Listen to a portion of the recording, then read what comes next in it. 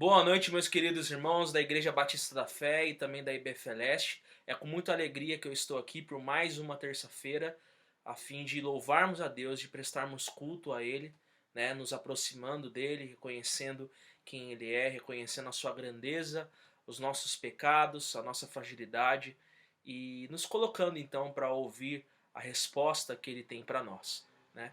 Então vamos estar orando nesse momento, que você possa estar de fato se concentrando, apesar de todas as distrações possíveis que você possa ter aí na sua casa, que de fato seu coração esteja aplicado neste momento a estar se aproximando do Senhor, estar louvando o seu santo nome e buscando mais dele em sua palavra. Então abaixe sua cabeça e vamos orar. Senhor, nosso Deus e nosso eterno Pai, nós te agradecemos, ó Pai, pela salvação que temos em Cristo Jesus, porque somos pecadores. Ó Pai, nós somos falhos, ó Pai, e a nossa vida, Senhor, só poderia trazer sobre nós a justa condenação da Tua parte, mas foi do Teu agrado, ó Pai, que o Senhor, ó Pai, nos salvou em Cristo Jesus naquela cruz, ó Pai, nos trouxe para perto de Ti, e por isso nós podemos nos achegar, nos aproximar de Ti, Senhor, e buscarmos a Ti, Senhor, porque o Senhor nos amou primeiro. Nós reconhecemos o Teu amor e o Teu perdão sobre as nossas vidas.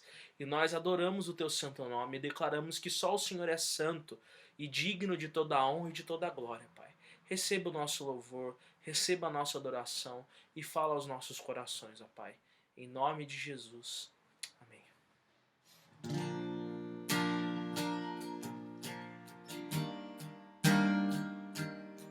Teu sangue leva-me além, a todas as alturas, onde ouço a Tua voz, fala de Tua justiça pela minha vida. Jesus, este é o Teu sangue.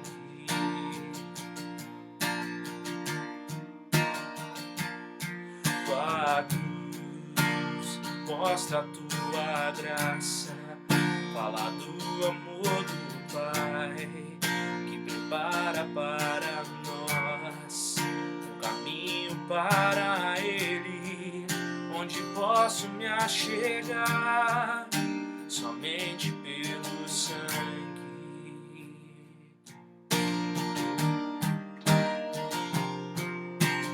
que nos lava dos pecados, que nos traz restauração. Nada além do sangue, nada além do sangue de Jesus,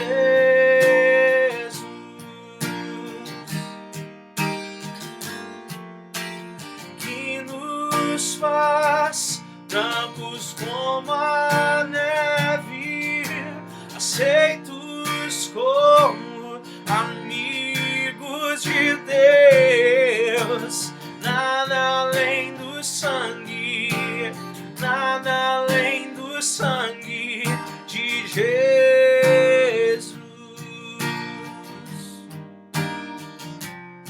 Tua cruz mostra a Tua graça, fala do amor do Pai, que prepara para nós o caminho para Ele, onde posso me achegar somente pelo sangue.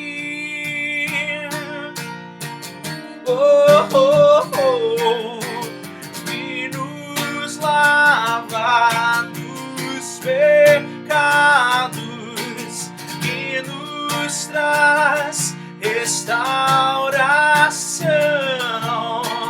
Nada além do sangue, nada além do sangue de Jesus,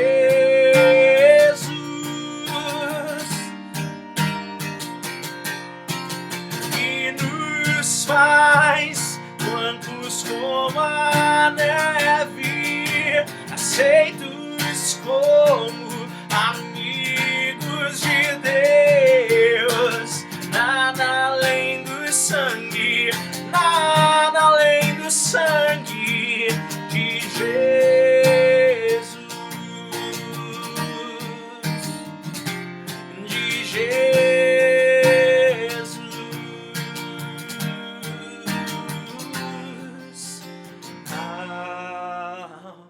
mais que a neve, alvo mais que a neve, sim, neste sangue lavado, mais alvo que a neve serei.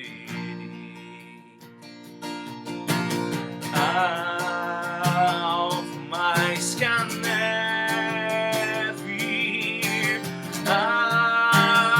alvo mais que a neve, sim, neste sangue lavado, mais alvo que a neve serei, mais alvo que a neve serei.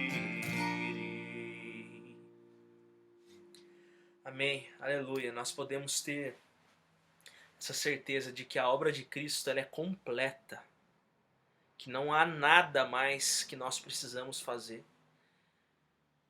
para nós podermos conquistar a nossa salvação, porque Cristo já conquistou, fazendo tudo aquilo que deveria ter sido feito, morrendo na cruz pelos nossos pecados e ressuscitando ao terceiro dia. E nele nós temos vida eterna. Amém? Vamos abrir as nossas Bíblias no livro de Colossenses, capítulo 2, versículo de 16 a 19.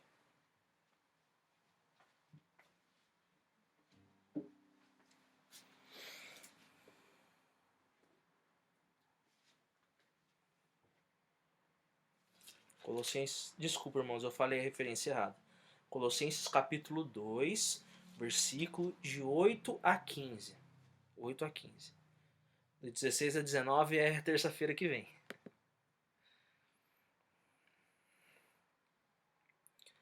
Colossenses capítulo 2, versículos de 8 a 15. Meus irmãos, na terça-feira passada nós pudemos concluir, né, a primeira parte da Epístola aos Colossenses, onde Paulo, em 2 versículos, ele resume então quais foram as suas intenções e o propósito de ter escrito, né, o livro de Colossenses. E seguindo da lógica de que primeiro é preciso apresentar o que é a verdade, para depois combater a mentira, ele já deixa claro na sua primeira parte o tema principal, que é a supremacia de Cristo. E essa supremacia de Cristo demonstra-se essencialmente na sua divindade, no fato de Cristo ser plenamente Deus. Nada mais e nada menos do que Deus. Jesus Cristo é Deus. Ele é, assim como foi tema de uma das exposições, Jesus Cristo ele é Criador, ele é Redentor e Restaurador de todas as coisas. Então, meus irmãos, agora no versículo 8, começa então uma sessão de advertência, onde Paulo vai então combater o âmago da heresia que havia em Colossenses. Assim como comentado anteriormente, a heresia de Colossos, os ataques heréticos e doutrinários e filosóficos que estavam acontecendo, ele não se enquadra em nenhum dos sistemas históricos de pensamentos filosóficos da época, embora ele se aproxime muito do gnosticismo, né? Todavia, Paulo ele combate esses pensamentos, trazendo então a mensagem da supremacia de Cristo, porque a ideia da heresia colossenses, da heresia que havia em Colossenses, era que ainda haviam coisas a serem feitas para que os colossenses pudessem adquirir a salvação e ter uma vida mais elevada, né? Poder viver realmente uma boa vida. Essa heresia colossenses ela suplantava aquilo que nós chamamos da suficiência de Cristo, a crença de que a obra de Cristo Jesus é tudo o que nós precisamos.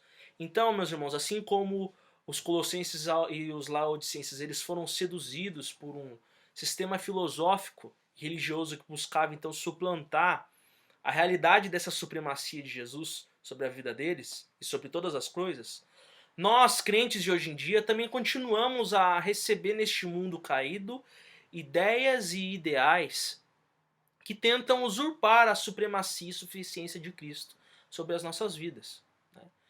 Quando aparecem maneiras de se pensar e ideais de vida que colocam Jesus Cristo numa categoria abaixo do que ele deveria estar, ou até mesmo o excluem de todas as coisas, isso não é uma ideia nova, é uma ideia antiga. Dia após dia nós temos ouvido que Cristo não é tudo, mas ele é apenas parte do essencial.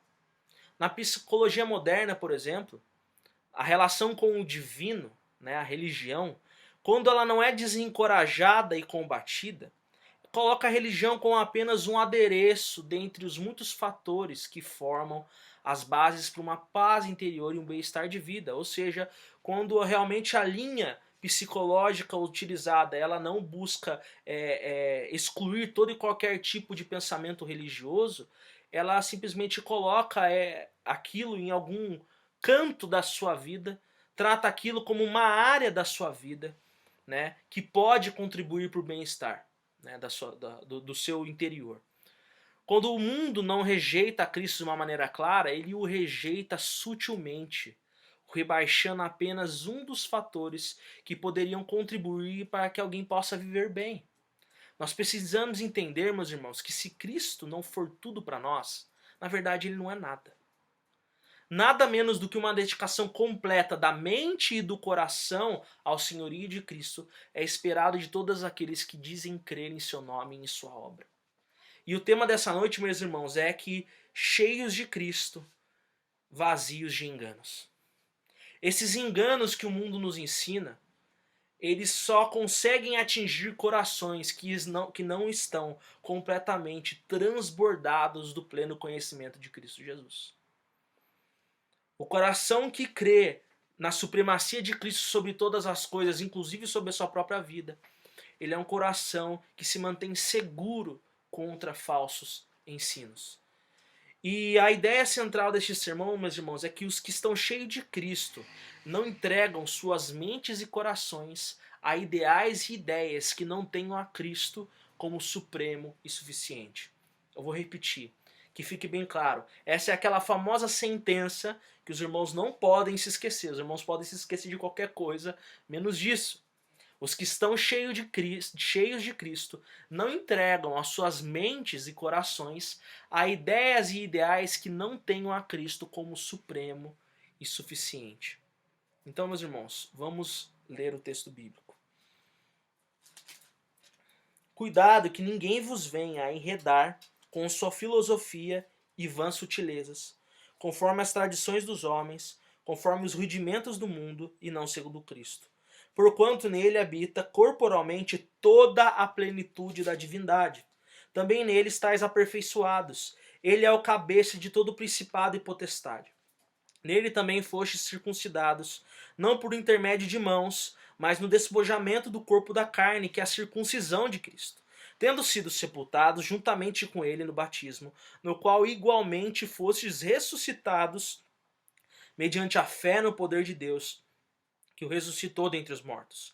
E a vós outros, que estáveis mortos pelas vossas transgressões e pela incircuncisão da vossa carne, vos deu vida juntamente com ele, perdoando todos os nossos delitos, tendo cancelado o escrito de dívida que era contra nós e que constava de ordenanças, o qual nos era prejudicial, removeu inteiramente, encravando-o na cruz, e despojando os principados e as potestades, publicamente os expôs ao desprezo, triunfando deles na cruz. De maneira geral, meus irmãos, essa perícope, esse parágrafo que nós acabamos de ler, mostra Paulo exortando e esclarecendo os seus destinatários que o sistema religioso e filosófico que buscava os seduzirem deveria ser rejeitado.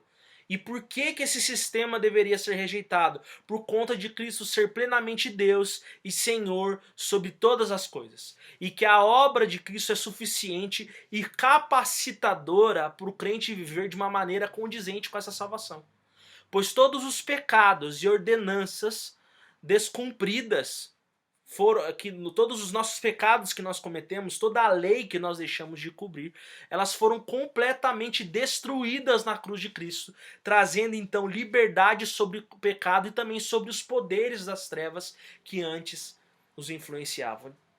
Então é isso que Paulo está querendo dizer, resumidamente. A obra de Cristo nos mantém seguros. E nós não precisamos buscar nada além do conhecimento de Jesus para podermos realmente desfrutar da vida com Cristo e viver de uma maneira que agrade ao Senhor.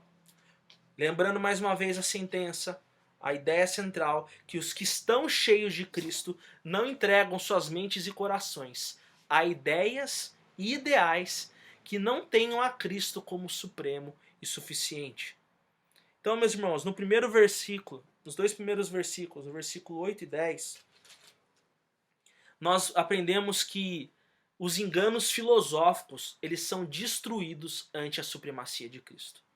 Né? A nossa maneira de pensar e de agir deve ser conforme Cristo e a partir de Cristo. Nós podemos ver isso no versículo 8. Ele fala: cuidado que ninguém vos venha a enredar com sua filosofia e vãs sutilezas, conforme a tradição dos homens, conforme os rudimentos do mundo e não segundo Cristo. Paulo aqui está combatendo a matéria acadêmica chamada filosofia? Não. Ele não está combatendo aqui o estudo que busca analisar como ao longo da história homens pensaram a respeito do propósito da vida, do propósito da sua existência, né? Quem são, para que existem, para onde vão. Em nenhum momento Paulo está condenando o pensamento filosófico ou a capacidade do homem de refletir a respeito da sua própria existência. A questão é que a filosofia que estava incrustada na heresia de Colossenses era uma filosofia que buscava suplantar a verdadeira doutrina de Jesus Cristo, de que ele é supremo e suficiente sobre todas as coisas. Então, nós podemos ver esses termos, né? Conforme a tradição de homens, conforme os rudimentos do mundo. Esses rudimentos do mundo, há alguns debates a respeito do que significaria isso, mas analisando o discurso podemos ver que tem a ver realmente com alguns tipos de crenças mais esotéricas, né? Mais espiritualistas a respeito de poderes que governam governam a natureza e também os destinos das nossas vidas. Então perceba, meus irmãos, que a heresia de Colossenses ela tinha um aspecto tanto filosófico quanto um aspecto religioso, que seria as ideias judaicas, e também um aspecto espiritualista, né? Um aspecto pagão, na verdade, né? Um aspecto idólatra por trás. Era uma mistureba de tudo isso. Mas, lembrando o primeiro ponto, que os enganos filosóficos eles são destruídos ante a supremacia de Cristo. E Paulo dá essa introdução no versículo 8 e no versículo 9 ele já responde o porquê. Por que esses enganos filosóficos judaizantes e também pagãos, eles são destruídos ante a supremacia de Cristo? Porque Jesus Cristo é Deus. Porque aqui nós não fomos salvos por qualquer tipo de pessoa. A nossa salvação não está baseada apenas num libertador comum. Perceba, meus irmãos, que ao longo da história da humanidade, podemos também ver isso na história da redenção, como por exemplo no livro de Juízes, quando alguém se colocava na brecha para libertar o povo, ele até conseguia algum tipo de êxito. Mas logo em seguida, vinha o quê? Vinha os problemas de novo, vinha o pecado novamente, e criava-se então aquele ciclo. Porque é Deus querendo nos mostrar ao longo da história da redenção e também ao longo da história da humanidade que os problemas do ser humano, tanto os seus problemas individuais quanto coletivos e em sociedade, eles só podem ser resolvidos de fato pela obra de Jesus Cristo. Porque Jesus Cristo é que tem autoridade sobre todas as coisas. Então, a crença na divindade de Cristo suplanta qualquer tipo dessas heresias que tentam trazer sobre nós e sobre os nossos corações que nós precisamos de algo além de Jesus Cristo. Então Jesus Cristo é plenamente Deus e detentor de toda a sabedoria e autoridade. No versículo 10 ele fala assim: também nele estáis aperfeiçoados, ele é o cabeça de todo principado e potestade. Essa palavra aperfeiçoados, irmãos, ela é da mesma origem da palavra do versículo 9, que fala a respeito da plenitude de Cristo, né? Que nele habita toda a plenitude da divindade, ou seja, Jesus Cristo, nele está realmente tudo aquilo que Deus é. Ele está completamente, ele é pleno em sua divindade, ele não é mais ou menos Deus. E da mesma forma, nós também estamos plenamente salvos por Jesus Cristo. Porque a obra de Cristo nos traz e nos salva, e nos preenche, e nos completa de uma maneira completa.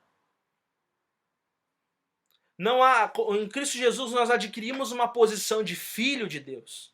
E não há mais nada a subir, é isso que Paulo está querendo dizer. Porque dentro dessa heresia, nesse pré-gnosticismo ou proto-gnosticismo, ensinava que haviam alguns tipos de estágios da alma e maneiras de galgar na sua espiritualidade.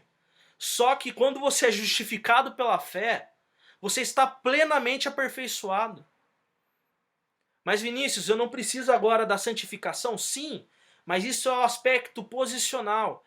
Isso é o que você é no momento, você está amadurecendo. Mas o topo do seu amadurecimento já está garantido, que é se conformar à imagem de Cristo Jesus. Porque na glorificação você irá alcançar o estágio supremo, que é ser completamente liberto do pecado e da presença do pecado e do domínio do pecado sobre a sua vida. Então, a obra de Jesus Cristo sobre as nossas vidas, ela é completa.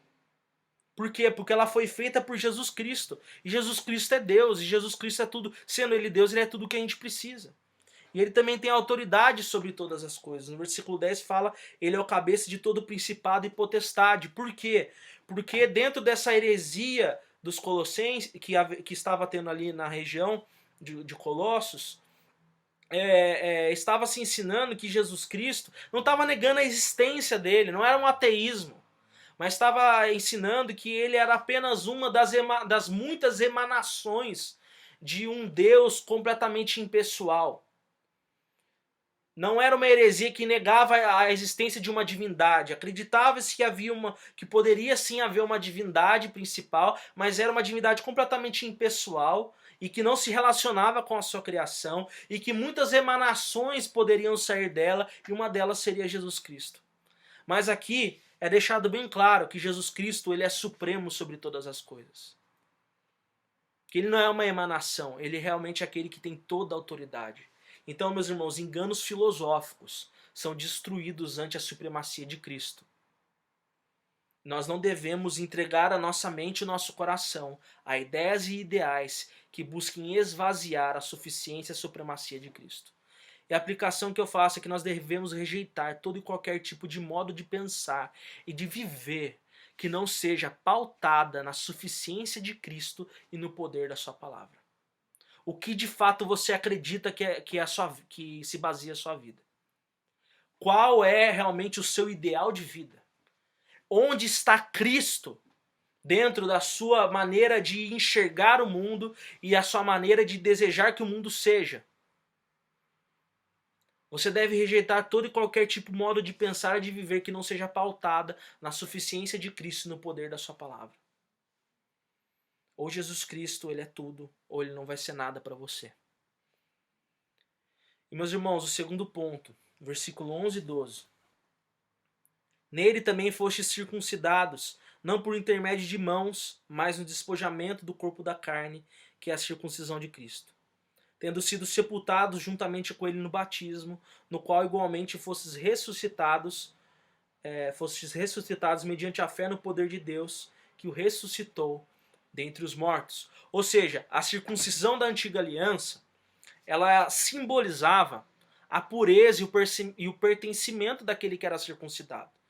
Né? A circuncisão era um sinal que Deus instituiu para Abraão, que deveria se cortar a pele do prepúcio, o prepúcio dos meninos no seu 8º dia. E aquilo seria uma marca de pertencimento daquele garoto e também da sua família ao povo da aliança. Aquele que pertence a Jeová é aquele que era circuncidado. Só que nós temos vários tipos de advertências na própria lei de que essa circuncisão ela era apenas um símbolo de algo que deveria acontecer dentro do coração do israelita, que era a circuncisão do coração. As pessoas não eram salvas por meio da circuncisão. Ela apenas era um símbolo de algo que deveria acontecer dentro do coração, que era um desejo de amar a Deus sobre todas as coisas. Deuteronômio 6. E de abrir mão de si mesmo e abrir mão dos desejos da sua própria carne para obedecer à lei do Senhor. Então esse era o símbolo. E a vida de renúncia aos desejos da carne era a manifestação disso também. Então o judeu, ele somente ter sofrido a circuncisão, né? Ter sofrido essa pequena cirurgia, não fazia salvo. Porque a própria lei ensinava que eles deveriam ter os próprios corações circuncidados. E durante as profecias nós podemos ver tanto os profetas maiores quanto os menores, eles sendo exortados ao que? Circuncidai vosso coração. Né? Abram mão de si mesmo, dos seus próprios prazeres, dos seus próprios interesses e obedeçam a Jesus Cristo. Então perceba essa exortação que já existe desde o Antigo Testamento contra enganos religiosos. Embora a circuncisão era apenas um símbolo, mas era um símbolo de uma realidade que precisava existir dentro do coração. E agora na nova aliança, nós temos o batismo. E o batismo, ele traz agora um simbolismo mais completo, de que nós morremos em Cristo Jesus e ressuscitamos juntamente com ele para uma nova vida. E essa vida de renúncia à própria carne é a manifestação da nossa nova realidade em Cristo. Então, assim como a circuncisão do Antigo Testamento deveria sinalizar a pureza de vida e o pertencimento do judeu ao Senhor, o batismo ele simboliza essa nova vida em Cristo, onde morremos com ele em sua morte e vivemos com ele e para ele pela fé no poder da sua ressurreição. A heresia de Colossos tentava trazer de volta a circuncisão, o que era tipo uma regressão à antiga aliança, e ainda colocando a circuncisão de uma maneira errada, como se através dela tivesse então a salvação, ou pudesse alcançar algum tipo de estágio superior na sua espiritualidade. Enganos religiosos. Mas os enganos religiosos, eles são também destruídos ante a supremacia de Cristo. A verdadeira religião é a graça de Deus. É a fé em Jesus Cristo. Nós somos salvos por meio da fé. Nós somos salvos pela graça do Senhor Jesus Cristo.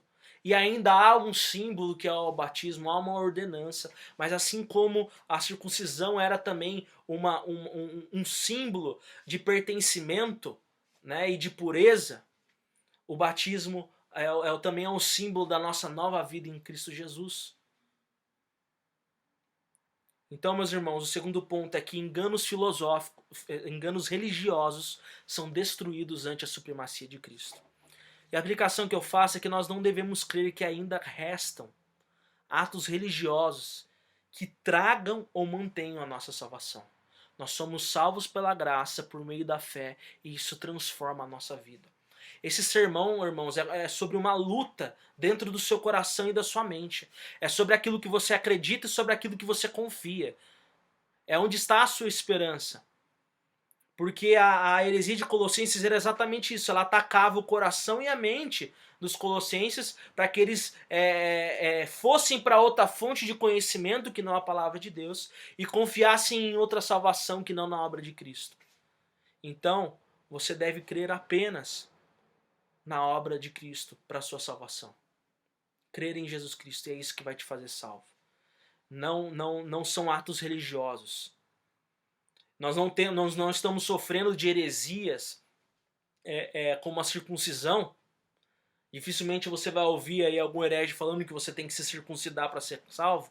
Mas você vai ouvir outros tipos de heresias por aí que tentam impor atos religiosos para que você possa alcançar algum tipo de favor do Senhor. Não. É pela graça do Senhor que nós somos salvos, nos mantemos salvos e é pela graça do Senhor que nós vivemos. Creia nele. Confie no Senhor Jesus Cristo de todo o teu coração. E o terceiro ponto, meus irmãos, o versículo 13 e 15 diz assim: E a vós outros que estáveis mortos pelas vossas transgressões e pela incircuncisão da vossa carne, vos deu vida juntamente com ele, perdoando todos os nossos delitos, tendo cancelado o escrito de dívida que era contra nós, que constava de ordenanças, o qual nos era prejudicial, removeu-o inteiramente, encravando na cruz. E despojando os principados e as potestades, publicamente os expôs ao desprezo, triunfando deles na cruz. Ou seja, agora são os enganos espirituais. Lembra que no versículo 8 eu falei para os irmãos que essa heresia trazia enganos filosóficos, enganos religiosos e enganos espirituais. Então, no primeiro versículo, ele deixa claro que nós fomos completamente aproximados de Deus por meio da morte de Cristo. Que grande era o nosso pecado, mas maior é o perdão da graça de Cristo. Ele deixa bem claro que nós recebemos uma nova vida juntamente com Cristo. Que assim como Cristo morreu pelos nossos pecados e ressuscitou eternamente, nós também recebemos essa salvação por meio da morte e da ressurreição de Cristo. E que também não existe qualquer possibilidade de perdermos nossa salvação. Perceba aqui que ele deixa bem claro de que o escrito de dívida, né, que constava da obediência a essas ordenanças, a obediência à lei, que se nós pudéssemos contabilizar os nossos pecados, e Deus tem toda essa capacidade, nós pudéssemos fazer uma lista disso. A obra de Cristo são as mãos que rasgam toda essa cédula de dívida. Meu querido irmão, se você crê em Jesus Cristo, você pode confiar de que você é salvo pela graça do Senhor. E que não há nada que você possa fazer para que Deus chame mais ou para que Deus chame menos. Ou que Ele deixe de te amar. Nada poderá nos separar do amor de Deus que está em Cristo Jesus, o nosso Senhor. Nada, absolutamente nada. Isso implica de que não existe qualquer possibilidade de você perder a sua salvação. Com certeza essa heresia dos colossenses poderiam trazer algum tipo de medo de que ainda faltasse algo para que os colossenses pudessem ser salvos. E Paulo vem com a sua cristologia, com o seu conhecimento de Cristo e fala assim, não, Jesus Cristo é Deus e a sua obra é completa, Ele é supremo também sobre o seu pecado. Os enganos espirituais são destruídos ante a supremacia de Cristo. É sobre isso que é o terceiro ponto. Não existe qualquer possibilidade. Jesus cumpriu toda a lei. E se nós estamos nele por meio da fé, salvo estamos. E no último versículo ele fala, despojando os principados e as potestades, publicamente os expôs ao desprezo, triunfando deles na cruz. Ou seja, nós não estamos à mercê de nenhum poder espiritual que não seja o poder de Cristo. Todos os outros poderes espirituais foram completamente derrotados e humilhados. Porque essa heresia dos colossenses também tinha algumas crenças a respeito de anjos e de seres espirituais que poderia trazer algum tipo de assombro, algum tipo de medo. E aqui Paulo deixa claro, realmente há poderes espirituais. O primeiro deles é o pecado e também os principados e as potestades. Mas tudo isso foi destruído na cruz. E além de destruído, foi humilhado, porque Jesus Cristo é o vencedor.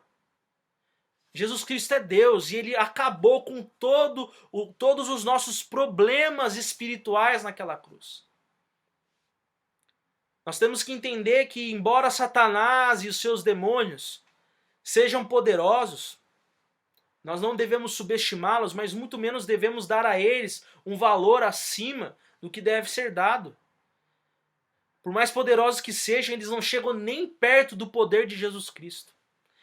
E não conseguem, nunca vão conseguir anular a obra de Cristo Jesus. Então nós estamos espiritualmente protegidos. Nós estamos escondidos e guardados em Cristo Jesus. Os enganos espirituais são destruídos ante a supremacia de Cristo. Nós devemos rejeitar, meus irmãos, qualquer tipo de pensamento que coloque sobre nós algum tipo de culpa ou de algum pertencimento aos poderes das trevas. Lembra no capítulo 1, versículo 13? Ele nos libertou do império das trevas e nos transportou para o reino do Filho do seu amor. Tanto os nossos pecados quanto os poderes espirituais foram completamente destruídos na cruz do Calvário. Louvado seja Deus, que você possa glorificar a Deus por isso. Os enganos espirituais são destruídos ante a supremacia de Cristo. E eu lembro os irmãos da ideia central novamente. Os que estão cheios de Cristo não entregam suas mentes e corações a ideias e ideais que não tenham a Cristo como supremo e suficiente. Meu irmão, se dedique a conhecer a Jesus. Se dedique a andar com Cristo. A buscar Ele em oração e em sua palavra. Porque Jesus Cristo é tudo o que você precisa. Se você estiver cheio de Cristo, se você estiver de fato com a sua mente e seu coração dedicados completamente a Cristo, você não vai entregar a sua mente e o seu coração a ideias e ideais que não tenham a Cristo como supremo e suficiente. Relembrando os 3 pontos, meus irmãos. Os enganos filosóficos são destruídos ante a supremacia de Cristo. O segundo ponto é que os enganos religiosos são destruídos ante a supremacia de Cristo. E os enganos espirituais são destruídos ante a supremacia de Cristo. A nossa mente e o nosso coração precisam estar completamente dedicados a Jesus. Nós precisamos confiar piamente em seu poder e na suficiência de sua obra, pois Ele é o nosso Deus, Ele é o nosso Criador, o sustentador e restaurador de todas as coisas. Jesus Cristo venceu e nós podemos descansar na sua poderosa obra na cruz do Calvário.